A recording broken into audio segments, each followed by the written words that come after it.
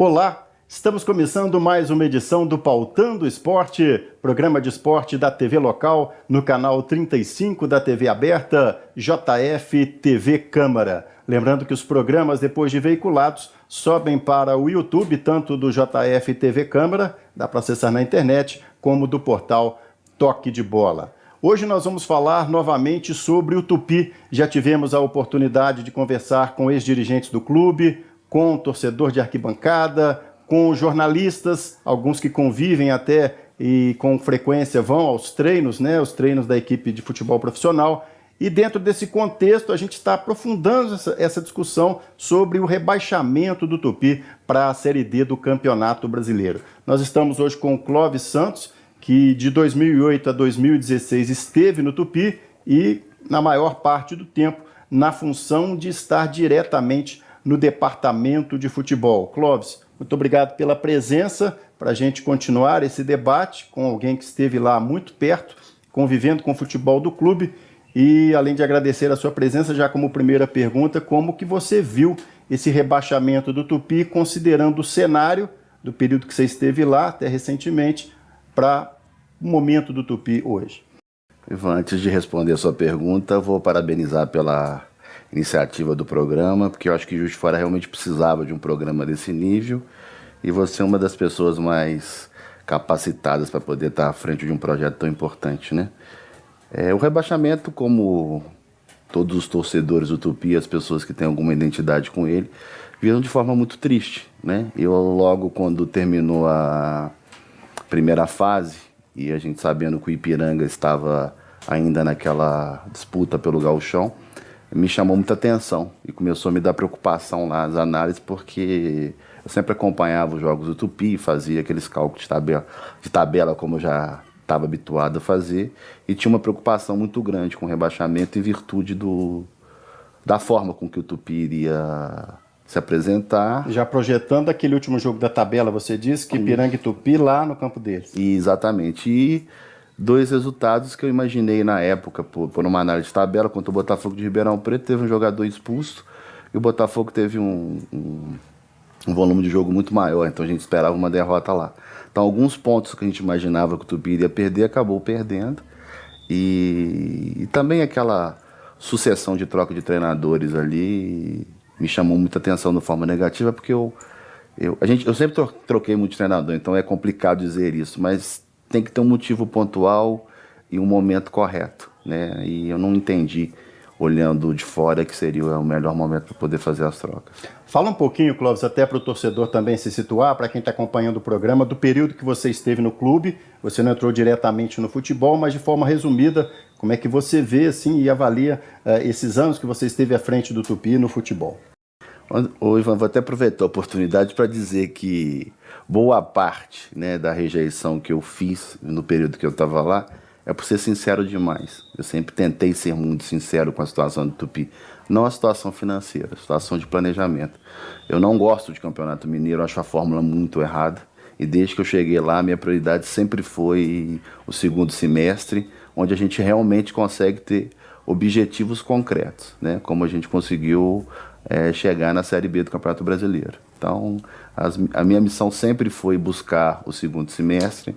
Os campeonatos mineiros sempre fui muito criticado por isso, nunca foi minha prioridade, porque tirando a cota, o resto eu não vejo atratividade nenhuma.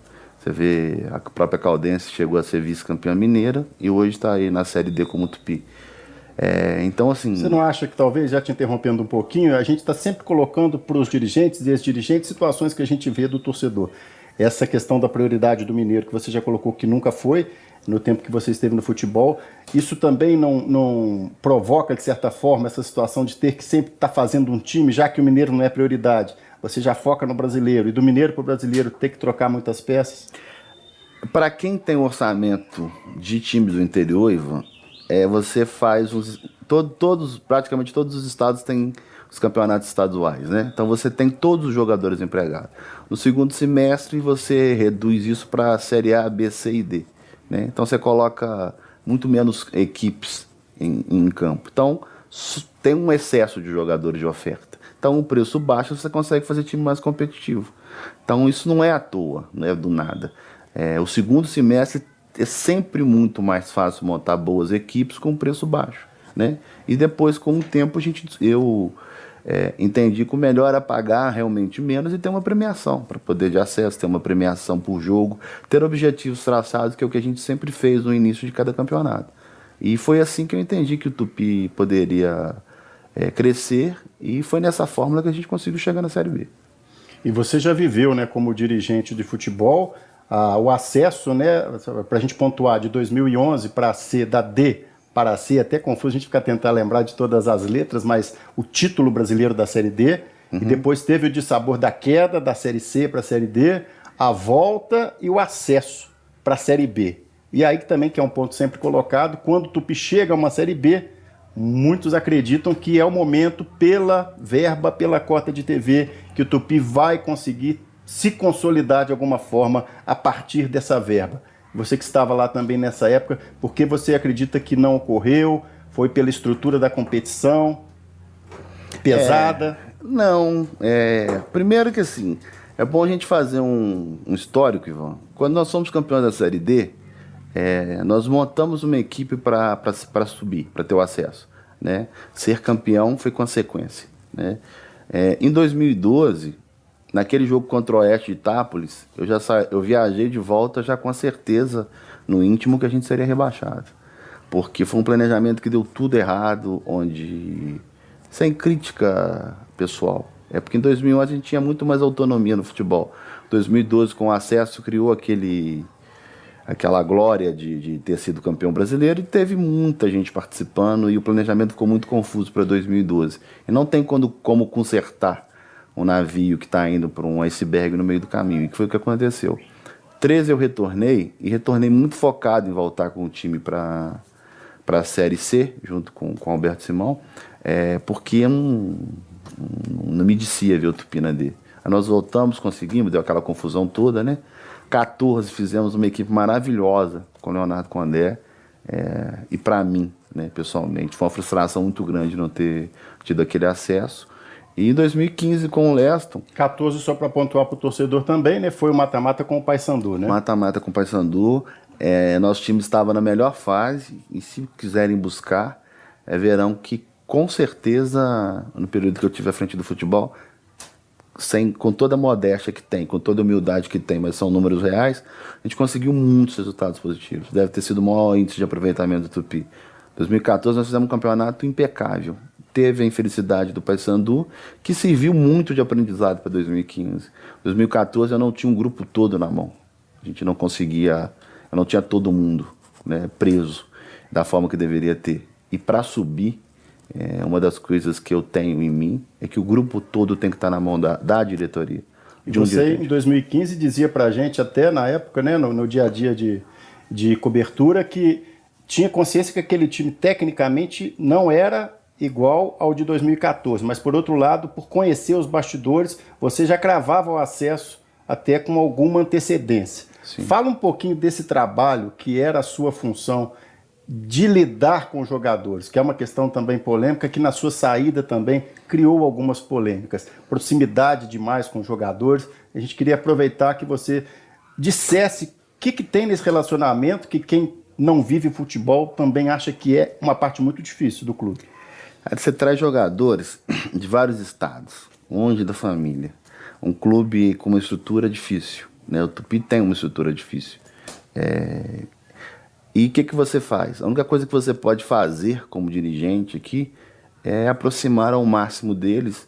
E não vou dizer dar carinho não, porque são todos homens já formados. Mas assim, ter um relacionamento pessoal com cada um, entender o problema de cada um. Ser humano com cada um, né? E nós tínhamos terça-feira um encontro com todos os jogadores, os familiares que estavam aqui, tinha a preocupação de trazer aquelas famílias que ficavam mais longe dos seus maridos para poder passar pelo menos um final de semana aqui, facilitamos várias vezes a ida deles para poder encontrar com a família, e toda quinta-feira tinha um almoço da comissão técnica, onde a gente até tinha uma brincadeira que cada quinta um escolhia o cardápio, e aquilo ali foi criando uma família, foi criando um vínculo, foi criando uma coisa que eu não tive em 2014. Em 2014 não tinha tanto grupo na mão, em 2015 não, o time tecnicamente era limitado, E é uma concepção que eu tenho. O Tupi, para mim, tem que jogar por uma bola. Né? Tem que jogar por uma bola. Acho que não é um time de propor. Não temos ainda condições de ter jogadores de propor jogo. Temos que jogar por uma bola. E foi assim. Para mim, foi um grande segredo disso. E conversando até muito com o Leston, que a gente conversa ainda com muita frequência, o grande diferencial para o acesso foi isso. Foi essa proximidade, ter o grupo na mão, né? E várias vezes tinham problemas pontuais no grupo que os próprios repórteres tentavam entrar dentro e não conseguiam, tudo muito bloqueado, a ponto de qualquer notícia que tinha, ligar antes, conversar. Realmente era um grupo muito fechado.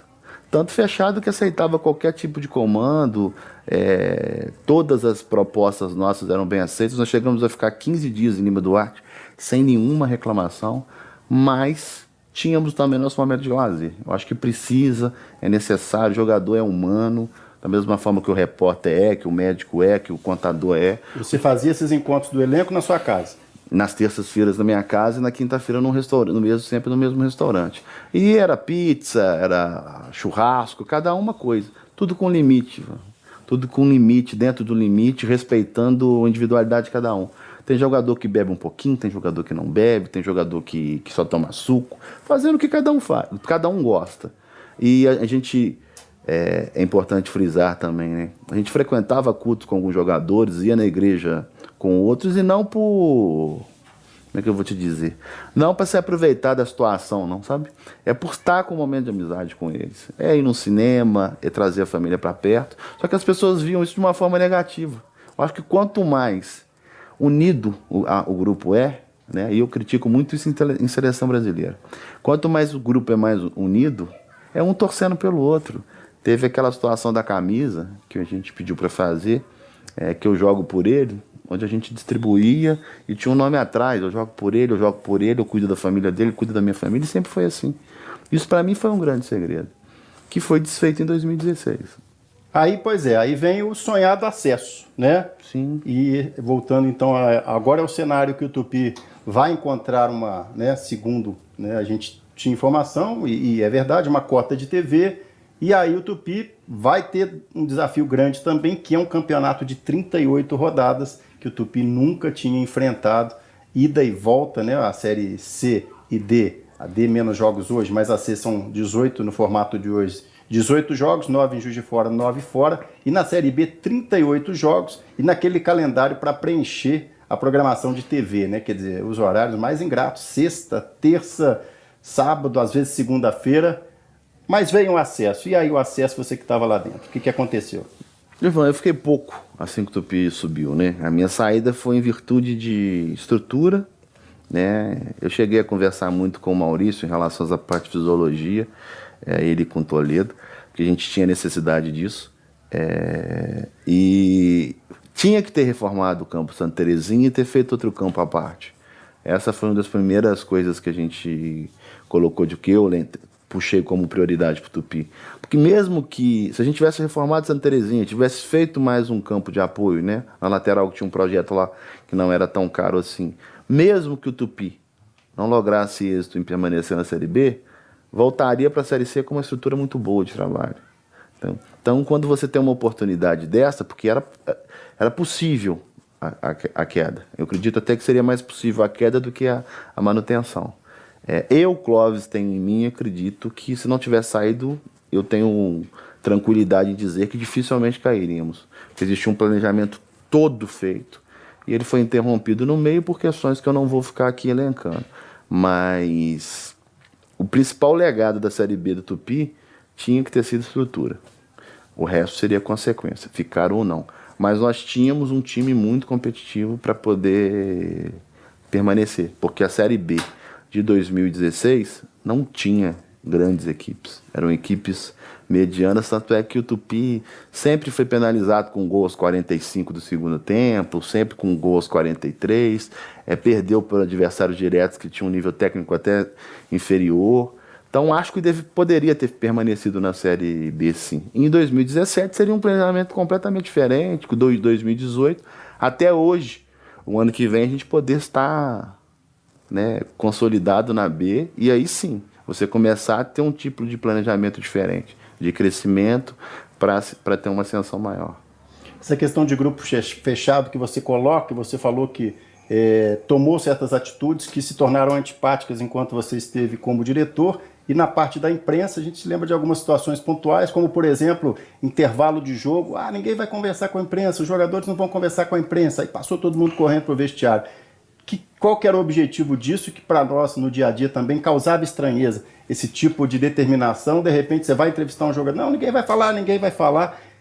Coloca pra gente agora com um pouco mais de tempo esse tipo de atitude que causa realmente uma antipatia muito grande. Não cria antipatia, mas eu sempre disse pra eles o seguinte, a gente sempre tinha nossas reuniões e eu não sei se você se recorda, todo intervalo os jogadores se reuniam no meio do campo e saíam todos juntos.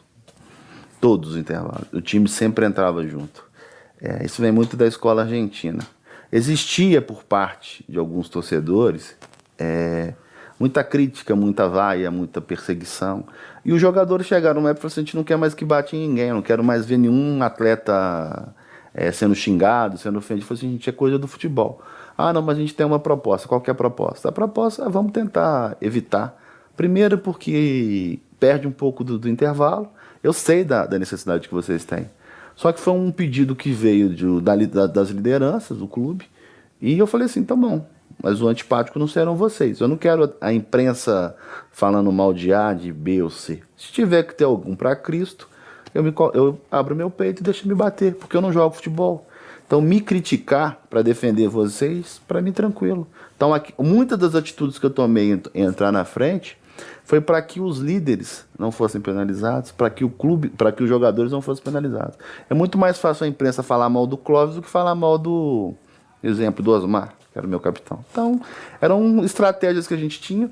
Umas, Ivan, eu me arrependo, outras não. A gente amadurece com os erros mesmo. A gente entende hoje muito melhor o papel da imprensa.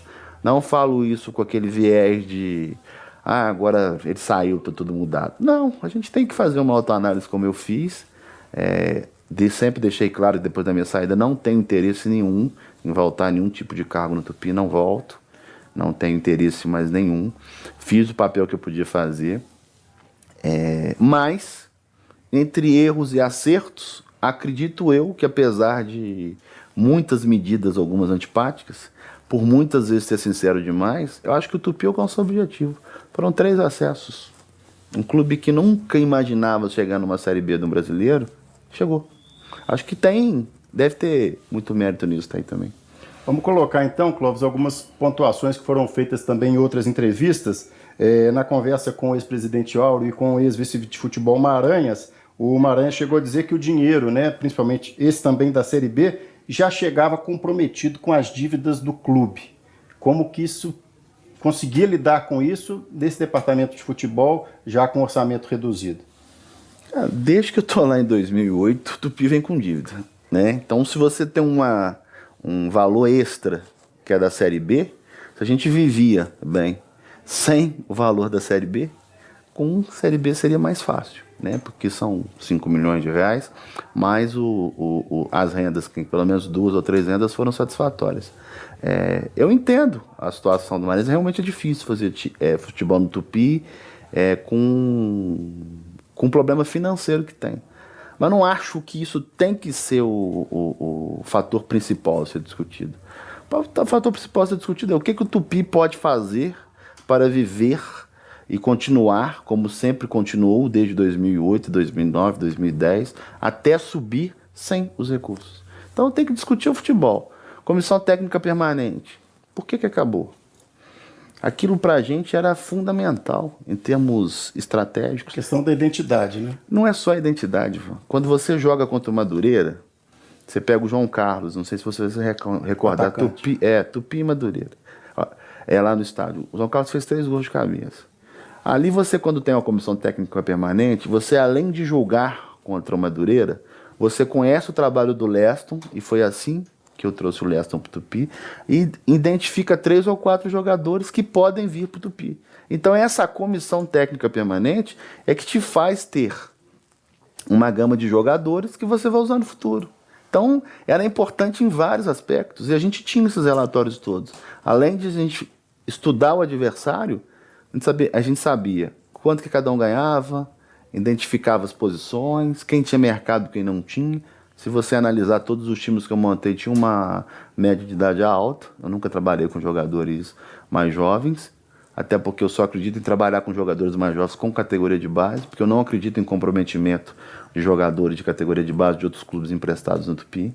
Porque eu não consigo ver um cara sair da realidade de um Flamengo e vir para cá e entender que tem que dar a vida aqui. Então eu sempre trabalhei com jogadores uma média de idade mais alta, e a comissão técnica permanente é isso. Então a gente não tem que ficar discutindo só o problema, temos que buscar soluções. E nessa busca de soluções aí, é onde a gente implementou a comissão técnica permanente, é onde a gente começou a fazer uma análise de desempenho, é onde a gente começou um trabalho bom de conversa com o Maurício e com o Toledão para poder fazer essa parte de fisiologia, porque futebol não é só dinheiro. Se fosse pontuar, né, o Maurício Bara Filho e o Edson Toledo, que são gestores do JF Vôlei, que se colocaram à disposição da gente naquela época para poder fazer o trabalho, porque eles também tinham um interesse acadêmico nesse tipo de estudo. Então, assim, Juiz de Fora tem muitos bons profissionais. Né? O que me incomoda é isso, tem muitos bons profissionais. Então, esses bons profissionais deveriam estar no Tupi.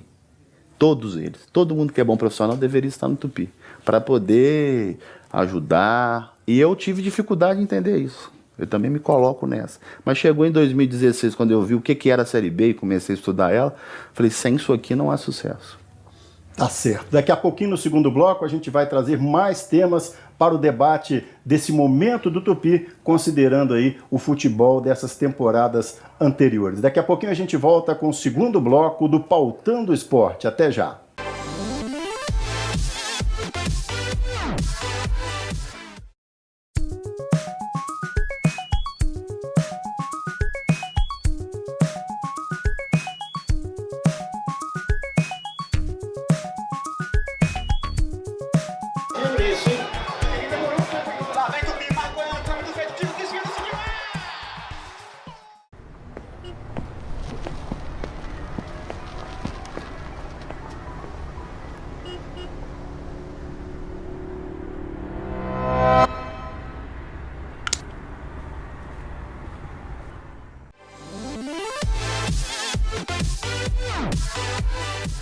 Estamos de volta com o segundo bloco do Pautando o Esporte, novamente com o tema Tupi.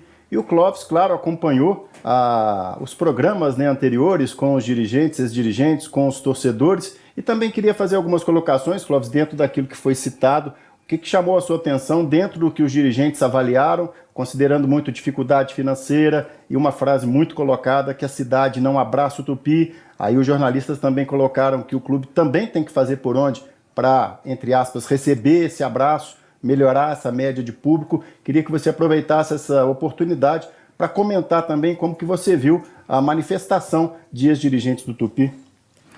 Foram felizes em muita coisa, sabe?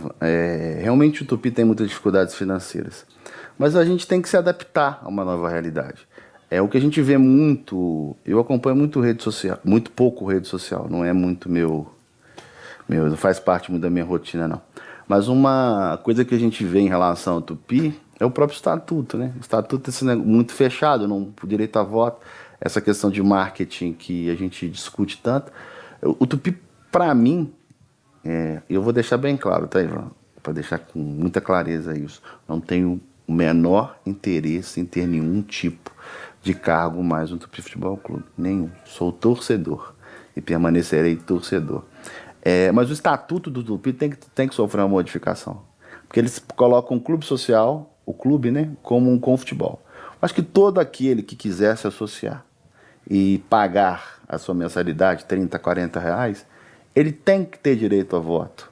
E ele tendo direito a voto, vai ter uma eleição diferente do modelo que é hoje, que hoje as pessoas deu muita confusão na última eleição em relação ao Clóvis tal, o Clóvis não tá. Você tem que ter uma chapa com 60 mais 20 suplentes, né? E é ali que você escolhe o presidente. Então, a ideia, eu acredito que seja o Vasco, eu não estou falando com 100% de certeza, é que nesse conselho se tenha 50% da chapa vencedora e 50% da chapa opositora, para que aí sim tenha um debate. Debate a tudo, a nível financeiro, a nível de transparência, a nível de dificuldade, e que esses sócios que realmente entenderem que querem ser sócios, poderem pagar sua mensalidade e ter direito a voto e ter direito a participar no que tange a futebol, nas votações que tange a futebol e financeira. E o Tupi precisa disso, no meu modo de entender hoje. Tem que ter essa modificação. Não pode ficar com o atual modelo. O atual modelo já está ultrapassado, né? É porque a gente vê muita reclamação de muitos torcedores. Vamos abrir o espaço para eles começarem a contribuir como sócio, ter direito a voto e vamos ver se vai aumentar a receita do Tupi. Se você colocar aí R$30, 500 pessoas, já é um valor considerável para o que a gente tem hoje. Então esse modelo tem que mudar. Isso passa também, Clóvis, pela outra famosa, né, questão da transparência que foi citada também por dirigentes, foi polêmica na coletiva, na entrevista coletiva concedida pela diretoria, em que o ex-presidente Alves chegou a colocar uma das situações que o clube não pode abrir, por exemplo, a verba que ele recebe de cada patrocinador por uma cláusula de confidência, né, de confidencialidade. Mas, por outro lado, também, que você gostaria de comentar, a questão de verba de time de acesso, porque foi citado na coletiva que a verba do futebol profissional hoje todo estava em torno de R$51 mil, a equipe que disputou agora o campeonato brasileiro. Você pode colocar em relação à verba que você teve de equipes que foram bem, equipes que foram mal? Você teve também, né, as duas situações? Ivan, a gente já fez time de R$30 mil no Tupi. Em 2009 o time custava R$30 mil e a gente disputou acesso com o Macaé. E saímos lá num lance completamente absurdo, que foi a marcação dos mais de 6 segundos do Gonçalves. Mas hoje, vamos dizer agora, com essa realidade de hoje, o que seria um parâmetro ou você não vê isso? Ter pelo menos um mínimo de tanto para ter um time, vamos colocar, competitivo? Eu vejo futebol da seguinte forma, Ivan. Primeiro você tem que ver o cozinheiro, né, que seria o treinador. E ele consegue, com a experiência que ele tem, e com, né, os materiais que ele tem em mão, montar times de todos os valores. A gente chegou a montar um time com o Leonardo Condé em 2014, foi um excelente time num patamar muito baixo. Porque muitos jogadores viam no Léo uma chance de aspiração, como foi aconteceu com o Leston. Então depende muito de quem você traz. Então sempre houve uma discussão em relação ao treinador. O treinador, ele auxilia muito a diretoria na montagem de elenco. O diretor de futebol, ele tem que simplesmente ajudar na avaliação, né, e colocar alguns pontos positivos e o segundo passo, ganhar o grupo. Porque o grupo não pode ficar na mão do treinador. Porque depois o treinador vai embora e quem manda? Então você faz elenco com vários valores. E dentro de que você colocou, até aproveitando que você continua com o mesmo pensamento que o Campeonato Mineiro seria só para não cair, vamos dizer. Sim, é. E como que seria hoje uma verba para o Campeonato Mineiro para formar um time agora com Série D, né? Já não é a Série C, a gente sabe que o mercado é diferente. Agora complicou mais, porque você não tendo um calendário atrativo, que era a C, a C era atrativo ainda. A B muito mais atrativo e a C muito mais atrativo. Na D será muito mais difícil montar um time com valores com patamares baixos. Porque o profissional sabe que vai chegar aqui, vai ganhar um recurso, né? Em 4 meses, depois ele vai querer ir embora. Dificilmente algum jogador vai querer disputar a Série D hoje. A Série D hoje é um campeonato muito difícil, muito complicado de disputar. Então complicou, mas na época que a gente estava lá, estava na Série C, já chegou a fazer time no Mineiro de 80, 90 mil reais, numa cota que era de 400 mil. Hoje é 850 mil, né? Mas a gente sabe que o Tupi herda uma herança de dívidas que atrapalham isso. E aí tem que estudar aquela questão eu esqueço o nome, mas existe uma situação que o Vasco tem, que vários clubes têm, que é aquela questão da parte trabalhista, você entrar conseguir um refinanciamento. Um refinanciamento onde Profut. que parte é... Não é o Profut, não. É um tratamento que você tem direto com a Justiça do Trabalho, onde X% da sua renda, para não comprometer, ela é destinada ao pagamento de todas as ações trabalhistas. E o demais você tem que trabalhar. Isso, para mim, um caminho que o Tupi tem que trabalhar é algum tipo de acordo em relação a isso. Porque se tiver próximo do levantamento que eu acabei lendo no Tribuna de dívida trabalhista, vai ficar muito complicado manter futebol. E essa famosa questão de abraçar o torcedor, que a gente sempre questionava vocês na época, continua questionando, assim, colocar para a cidade uma responsabilidade, também para algumas empresas, mas assumir também a parte que o clube não consegue, até de certa forma, ter um retorno por não apresentar justamente, talvez, não ser, vamos colocar a palavra de novo, transparente para poder buscar esse patrocínio, buscar essa verba. Falar da falta de apoio de empresas, se é que você considera, e também por que essa média de público tem sido cada vez menor? Na minha época, a média de público era 2.000 pessoas. Ainda que brincadeiras à parte que fossem para me xingar, ia sempre 1.500 a 2.000. Eu não acredito hoje, pelo mercado da forma que está, em grandes patrocínios, né? Então, eu não acredito nisso. Para mim, no meu modo de entender, tem que abrir a questão para os torcedores sejam sócios com direito a voto. Ninguém quer ter um plano de sócio-torcedor sem direito a voto. Se tiver que ter uma reformulação e o Tupi ser pioneiro nisso, que seja, no meu modo de entender. Porque eu acho que se a gente tiver aí 1.500 torcedores pagando R$30 com direito a voto, essa questão da transparência vai resolver, porque os torcedores terão direito a participar do dia a dia do clube.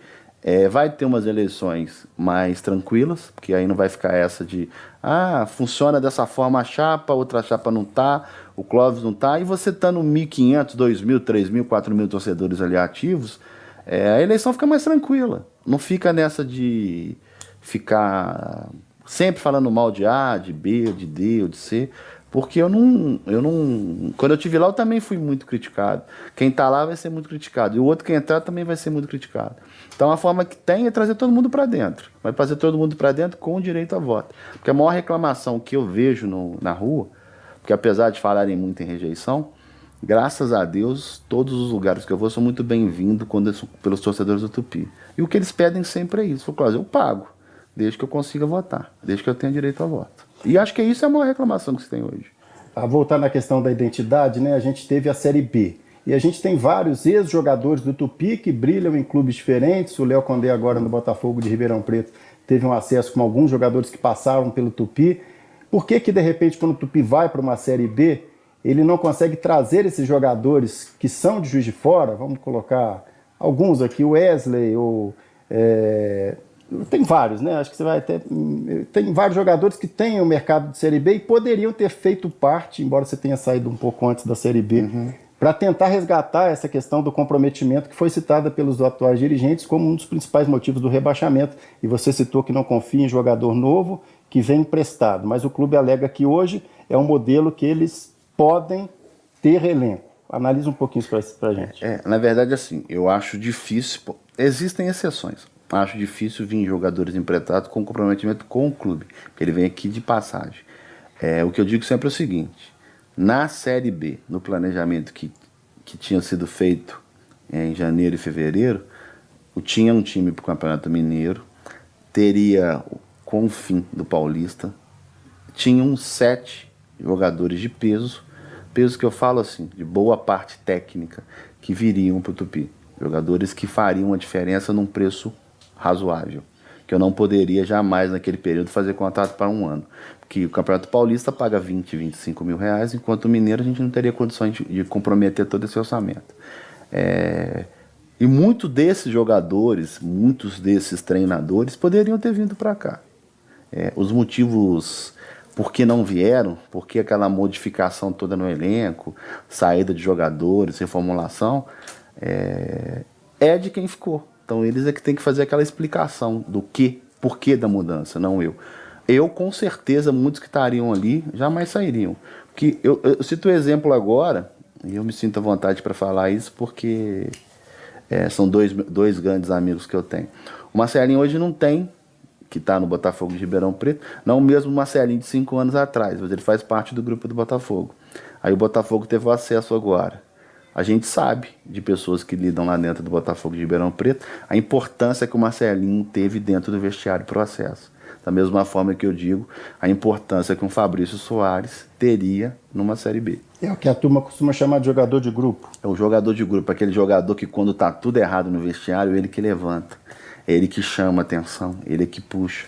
Porque por outro lado também, Clóvis, aprofundando esses bastidores, você disse que acha que é válido ter essa proximidade com os jogadores para criar um ambiente favorável. Agora, também é verdade que no futebol, quando se quer, por exemplo, puxar para trás, derrubar treinador, é difícil segurar. É a coisa mais comum que se tem, é jogador, porque é 11 satisfeitos, 6 mais ou menos, e o resto querendo colar no auxiliar técnico para derrubar, para ver ele sumir, para poder fazer a modificação. Isso é comum na Série A, imagina aqui na Série C. que a pessoa fica desmotivada. E a nossa intenção de fazer esses encontros é motivar todo mundo se sentiu importante, todo mundo. Em 2014 eu falhei nisso, tá? Em 2015 não. Todo mundo era importante no grupo, todo mundo tinha sua importância. A gente viajou para uma pré-temporada, na última semana eu fiz questão que todos os jogadores fossem, todos os jogadores participavam de tudo. As reuniões não tinha essa de, vou fazer reunião com liderança 4 ou 5, não, a reunião era com todo mundo. Então isso modifica o grupo, o patamar do grupo. Todo mundo se sente importante dentro de um processo. E aí sim, aí você consegue uma unidade. E o nosso time, eu repito, tecnicamente era um time limitado. Contra o Asa, alguns treinamentos fechados que nós fizemos, é porque a grande chance que a gente via de acesso era na bola parada. Era a bola parada. Foram os 2 gols de cabeça aqui em Juiz de Fora. Foram os 2 gols de cabeça em Juiz de Fora. E lá fora a gente entendeu o quê? Que a gente jogaria, teve aquela modificação tática do Caio, que jogou como um... Né, nós jogamos praticamente num 4-1, 4-1 lá. E o Caio, solto para poder jogar no contra-ataque, porque ele tinha velocidade. E foi um jogador que foi expulso no Madureira, e a gente tirou em como um acordo, em reunião de comissão técnica, e só voltou com ele no momento decisivo. Então, essa comissão técnica permanente, essa questão de ter o grupo na mão, você chegar num Caio na época e falar assim, Caio, eu ainda tenho a mensagem dele à noite, quando ele estava triste e tal, o grupo abraçou e falou assim, Caio, vamos treinar que é o seu momento agora, vamos te aguardar, e você vai aguardar a hora certa, você vai ser decisivo pra gente. Isso aconteceu. Então acho que essa coisa do Tupi, de ser tão gostoso jogar no Tupi, de ter uma identidade com o clube, tem que voltar. Esse ano não teve, era nítido pelo jogo. Faltas que deveriam ter sido feitas, né? A gente assistindo lá fora, o cara passa por 1, por 2, o jogo do Botafogo e Tupi eu assisti. Eu acho que o momento, né, que a gente viu, percebeu, até quem não estava acompanhando, que a coisa realmente estava ruim, foi quando o Tupi começou a perder em casa e perder de 3, perder de 4.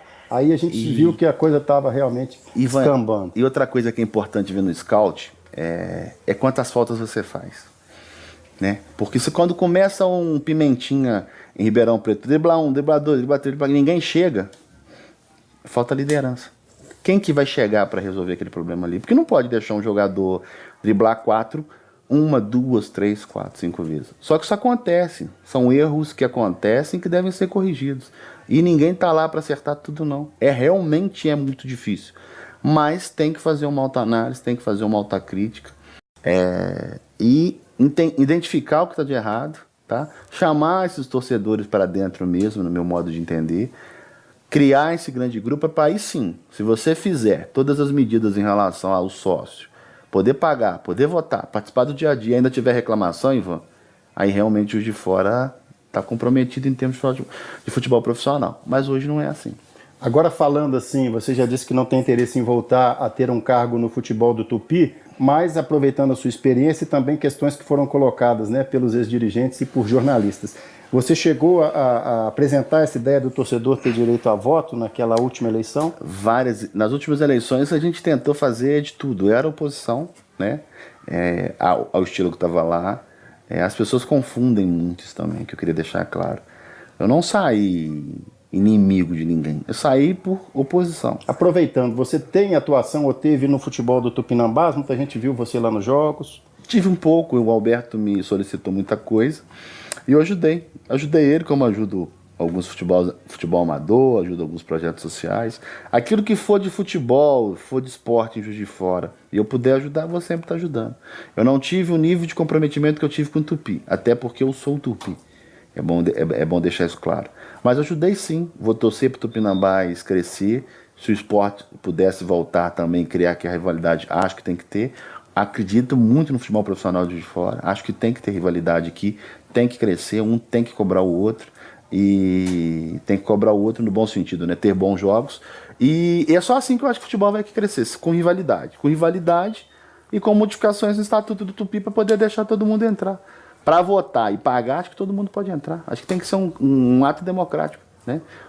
Senão... E quais os caminhos, Clóvis, assim, em cima disso você já colocou essa questão do voto como uma convicção sua por ter estado lá e ver necessidade de mudança na estrutura. Mas vamos considerar a realidade agora do futebol do Tupi, mesmo sabendo que você não tem intenção de voltar. Mas qual o caminho? Porque os dirigentes, os ex-dirigentes também citaram essa questão de repente, ser a hora de voltar-se para Juiz de Fora, com profissionais daqui e até com jogadores daqui, para esse recomeço, para tentar voltar a ter uma identidade. Mas além dessa questão do voto, por experiências que você acha que foram positivas no seu tempo e não foram também, o que você acha que seria um caminho para o Tupi ter um campeonato mineiro razoável, não ficar de novo nessa questão de poder cair, que foi a realidade dos anos anteriores? Comissão técnica permanente, fundamental, tá? Para mim, a volta dos profissionais que saíram lá seria o primeiro passo, se eu lá estivesse. Independente do motivo da saída, reconstruiria a volta.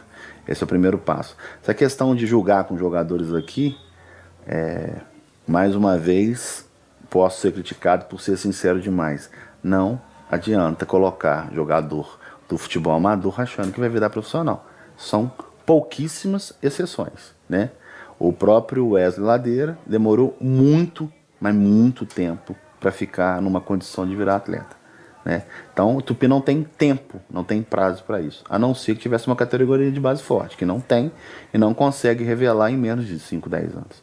Então isso para mim não existe. O que existe é, precisamos encontrar um treinador que consiga fazer uma equipe com as condições que o Tupi tem.